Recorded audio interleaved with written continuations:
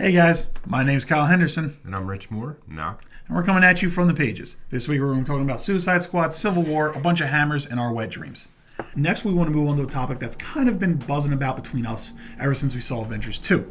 And that was he who shall be worthy, or in the power of Thor, he shall be worthy. I don't know it. I think the, you know the it? inscription. I do. I love this stuff, and I love Thor. Whosoever holds this hammer, if he be worthy, shall possess the power of Thor. That's actually an inscription written on Thor's hammer. Sometimes it's visible, and sometimes it's not. It's magic. It's like because it's magic. It's only ever visible when it's a visible MacGuffin. when it's necessary. It's a MacGuffin. Yeah, it's only visible when it's on the there. plot, you just can't always see it. Yeah.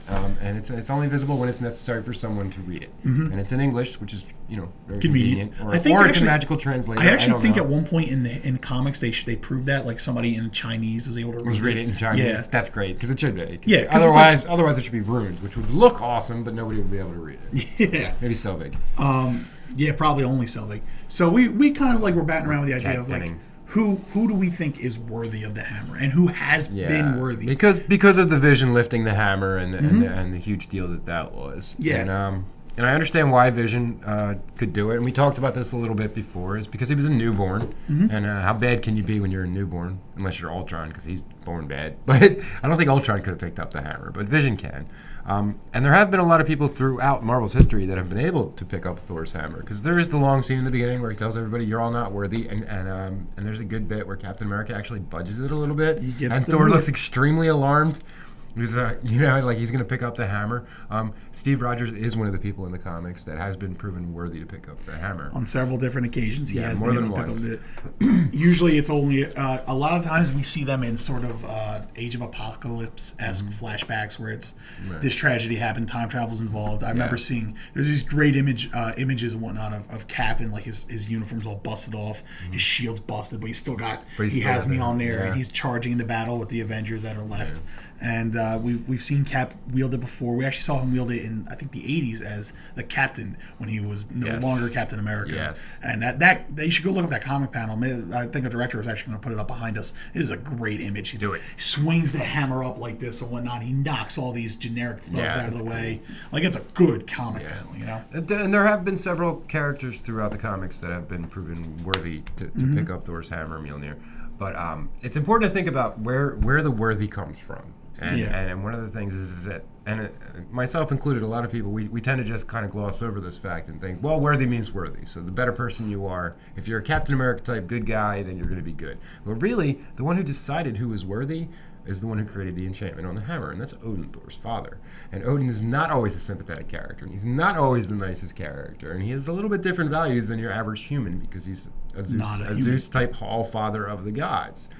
Odin obviously can lift the hammer.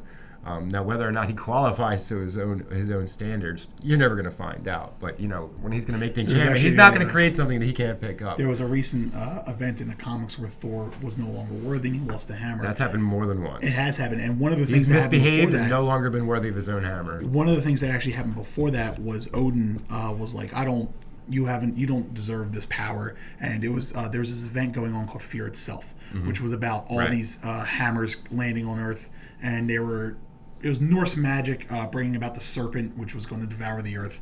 And Odin was like, fuck. So so Odin wanted to destroy the earth was his plan. And Thor was like, no, stop. Don't be a dick. So Odin beat his ass and just took the hammer. Yeah. Just like, nope, mine now. Yeah, he could just hold his hand out and it would fly to him. He's the creator of the hammer. Yes. He's more so the master of that hammer than Thor is, even though it was made for Thor. But Odin's Odin. He's got the all-father power. He's the be-all and end-all. But it's his enchantment that decides who's worthy. And I've never actually seen it spelled out. He might have, but I still wouldn't trust anything that Odin said. He's also known as the gallows god. He's a shady character sometimes. I think in the comic books he has a much more, in classical mythology, you're right, but I think in the comics he has a much more benevolent tone to him naturally.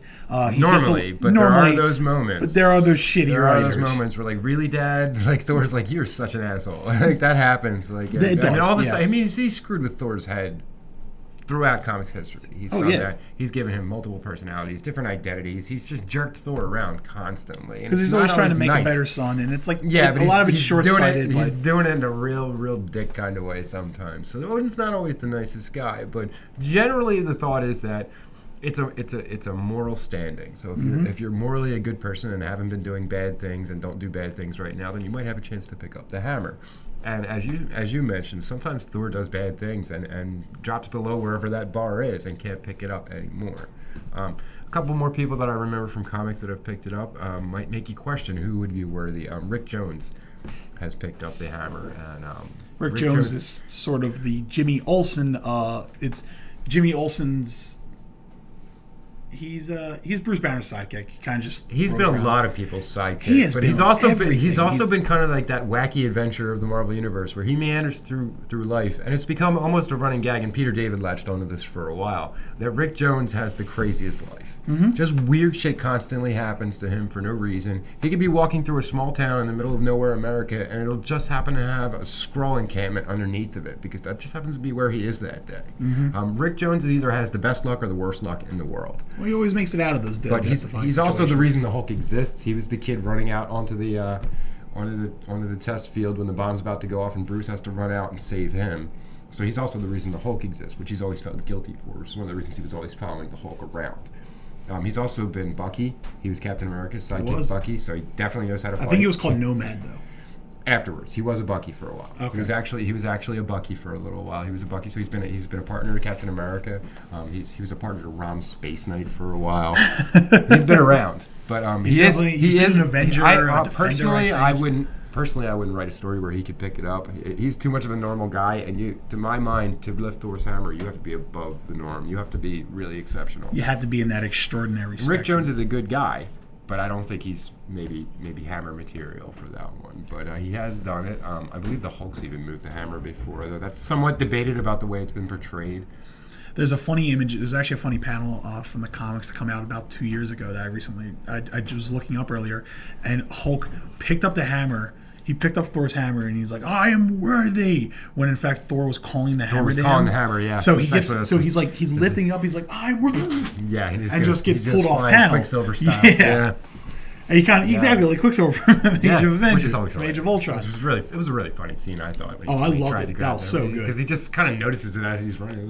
He's like, I can grab this. He just gets the. It lays him out for the whole fight. That was a good one. I mean, and there have been more people who've lifted the hammer. I'm not going to sit here and try to name all of them, but there's a lot of people. The one that snaps in everybody's head normally is Captain America because he is worthy of pretty much everything. Cap's the best guy ever. You see, it's fun. See, you say that, but me being the comic book fan that I am, there's a very specific spectrum of these B and C list characters that I love on a level that can only be described as disturbing.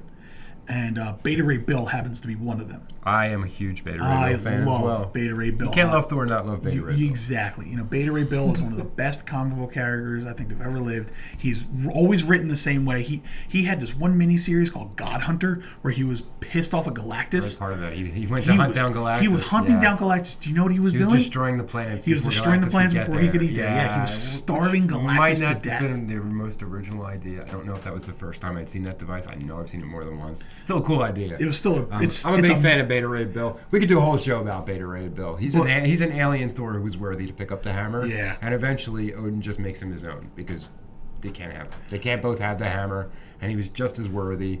And he steals Thor's girlfriend. And he always calls him. He's always referred to him as his brother. They've always called each other brothers. Yes, they're brothers in arms. They consider themselves brothers. When one of the multiple times that Ragnarok happens in the comics, and my Beta Ray favorite Bill version, is always there. Beta Ray Bill is named as Odin. When they gather the forces of Asgard, and Odin says, let's get ready to ride, regulators. These are your two generals, my son and his brother, my other son. He introduces him. I'm pretty sure Odin likes Beta Ray Bill more than Loki. Way more. By a lot. Way fucking more. Beta Ray Bill was very much welcomed with open arms by the Asgardians, and he's a cool character. My favorite part. We'll never see him in the movies. We'll never see. We can only dream. I mean, Asgard's in space. The Corbinites could totally be around. We won't. You know what? Maybe we'll see Beta Ray Bill if Thor dies, but I really still don't feel like that's going to happen because this brings me to the last person that I want to mention that lifted Thor's hammer because of the Infinity Gauntlet impending.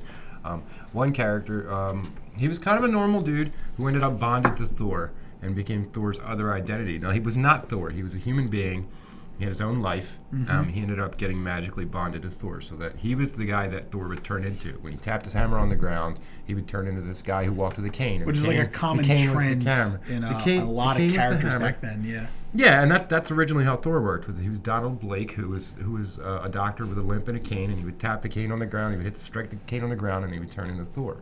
Now this happened with his character, Eric Masterson. Shortly before the Infinity Gauntlet starts, right before that happens in Thor's own comics, Thor kills Loki, and Odin punishes him by banishing him somewhere. Now, when is this? Is this in the 80s, early 90s? Well, this is 90. Infinity Gauntlet is the very beginning of the 90s, like 91. So it was probably like 1990 when this happens. It was, I believe, it was Thor 300. So if you want to look up whatever that date is, I'm actually just going to go ahead and it was a Thor anniversary issue. But Thor does. They get to the point where Thor's just finally had enough. And he July 1991. There you go. When this came out. So he kills Loki and gets banished for it. But Odin decrees that since Thor is going to be gone, Earth still needs its protector because it's important that Thor is the protector of Earth. In Odin's mind that day, because he generally bitches about that constantly. But he decided that there should be a Thor protector for the world. So what he does is he gives the power of Thor to Eric Masterson. So after he's banished, Eric, who loved Thor, even though they shared a body for some reason, he gets mad and he smacks the cane against the wall or something. Boom, he turns into Thor. But it's Eric Masterson in Thor's body, pretty much. Eric with the power of Thor, but not his mind. And this is the Thor that's in Infinity Gauntlet. So the guy that's in Infinity Gauntlet, the Thor that's there, is just this schmo with the power of Thor, but he swings, they make their joke repeatedly, he swings the hammer like a Louisville Slugger. He doesn't know how to fight. He really has no idea what he's doing. And he doesn't sound like that. And it's amazing how few people notice during the Infinity Gauntlet that he's not all of a sudden talking like a Shakespearean actor, and he's talking about just like some guy from New York. I think that as a joke was probably something they covered in the comics back then, because I remember that being a big I know a lot of shit's going on, but no one notices that Thor's like, that is whack. Like, you know, like, he doesn't really talk like that. So there's kind of our little history lesson on Mjölnir. A lot of people have wielded it over the years. Currently, right now, actually, in comics, current events, guys, Jane Foster just revealed herself to currently be the wielder of Mjölnir. As we know from Natalie Portman's character in the movies, was Thor's girlfriend. She is. She is, as always, has been his Lois Lane. His Lois Lane, right? Yeah, she's always been his love interest there. I never a particularly strong one. A lot of the Jane Foster stuff is well before my time and yours. I think a lot of the more classic stuff where she was the damsel in distress, and she wasn't much more than that. Yeah. I liked how in the movies Natalie Portman's version of her was maybe a little bit of a damsel in distress, but she tried. She tried to be more of a strong character. Gave a damn. Her character had a reason to be there. It's kind of hard. It's kind of hard to look badass next to Thor, but you know what I mean. Like she tried. Yeah, but so right now, hey, spoilers obviously, but whatever. You'll see the panel out there. So she's currently wielding the hammer. She's currently wielding the hammer Mjölnir, and Thor, meanwhile, is in space at the very edge of a crack in all multiverse, and he found his way to a alternate universe because he proved himself unworthy of the hammer through some act. Whenever he does something bad, he can't make it up anymore. I don't know what the statute of limitations is on that. I guess he has to do something equally good. I think he just he has to make good. Well, that's exactly what's happening here, because what happened was he found his way. He wasn't worthy. He was using Jarnbjorn, his axe from mythology, and he had his arm cut off and replaced with an Uru metal arm. It's not the destroyer armor. It's just a metallic arm. It's still really fucking It's stupid. Magic. Whatever. It's still really fucking stupid. They found their multiverse hopping. And that's not the first time he's lost an arm either. Yeah. No. They're multiverse hopping, and he finds himself in a world where the Thor of that world is dead. Mjolnir's still around, but only the unworthy can lift it. Okay, so he's in Bizarro Marvel. He's like in Bizarro Marvel. Yeah. So he picks up the hammer. I don't want to read that story now. Because he's not worthy of it. No. And he goes off and they go on fighting, and eventually he picks up the evil hammer. And then, long story short, him and Hyperion are all that's left against an army of Beyonders from beyond existence. Okay? You don't win that fight. No, but that's just it. The two of them are standing there like, whoop, time to die like big damn heroes. Yeah. And I hate that fact that I just fucking said that line. But so be it. They die like fucking heroes. And the hammer you can't pick up because he's worthy again.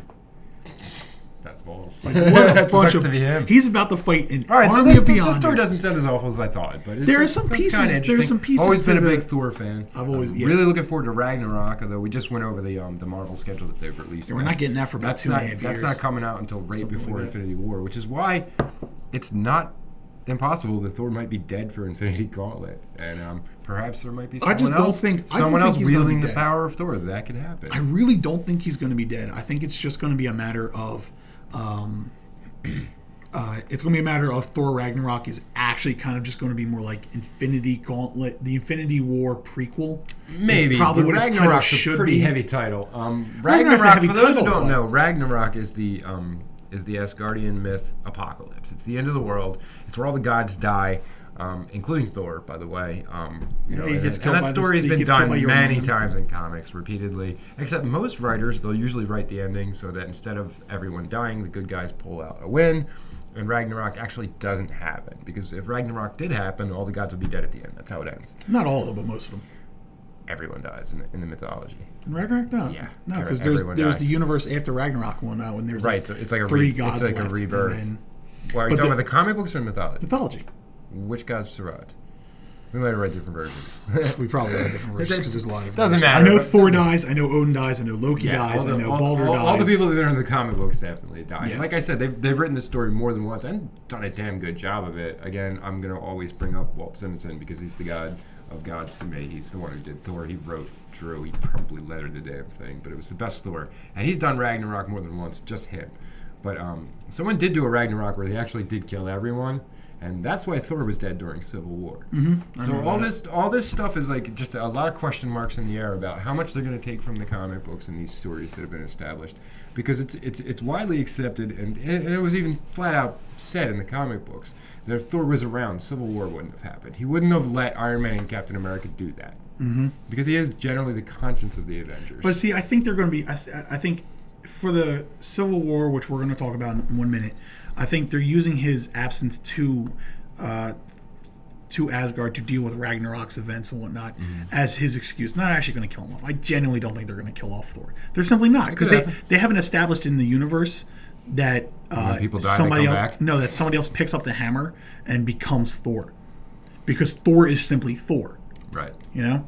Like Vision picked it up, but Vision wasn't struck by a bolt of lightning. He didn't turn into Beta Ray Vision. Exactly. No. You know. But, anyway, but oddly enough, when Beta Ray Bill picks up the comics and picks up the hammer in the comics, even though Thor's standing right there with his own power, Beta Ray Bill still turns into a kind of version of Thor. So which is what happens in the comics, but not in the the movies. So that's what I'm saying. We don't know. Yeah. We don't know what happens if there's not a Thor around. So there isn't even a Thor Ragnarok script. So let's just not bother talking about this anymore. So anyway, guys, I like to speculate. It is fun to speculate, especially when it comes up to my favorite characters. So anyway, that's our little dissertation on Mjölnir, and then our big fat nerd rant afterwards. The last time I said this line. Hey guys, thank you so much for coming out to watch us. We sort of had way too much to talk about this time, so we're actually going to be releasing this episode in about 3 parts. So go ahead and pay attention. Stay tuned for the rest of it that's going to be coming out. Just probably look over to the right side, since you'll be watching this probably on YouTube, and you're going to see the rest of the links. As always, my name is Kyle Henderson. I'm Rich Moore. And we are from The Pages. Like, share, subscribe, get our name out there. Thank you very much for your patronage. Have a good night.